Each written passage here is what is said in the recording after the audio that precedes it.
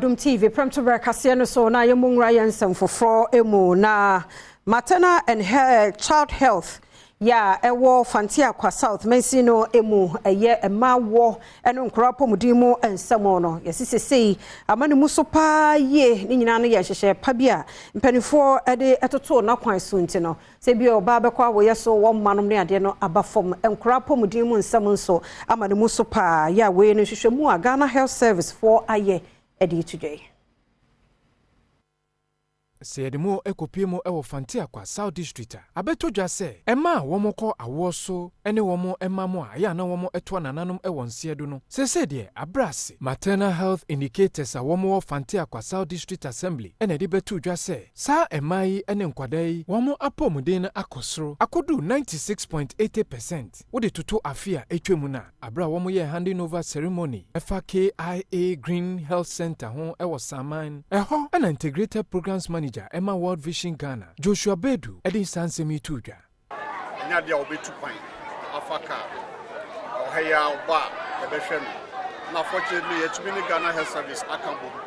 na ya accredit ya register we no health insurance so ye jiwa hase the community no ya encourage wo so bia making sure say we need health insurance say dey ya o yare a obetumi abaha nti focus pa ni say ebehwe na pregnant women enya so faso because Oba in Sanya also call hospital within the 9 months period. Asana we said one Mammy Bina the balance of the women Bina. The Abutani say we are Bahay. The bet yeah it is a Ubikwa was no akufu. But we know what Hannah say Oba hospital Tandia. Sadia no NC, the bomber men who bind, the bo and Mofranosu and who bind. Said the bear on Bina Apomudi. District Chief Executive awo Fanteakwa South Ernesto Fosu enso di nsem se na tudwa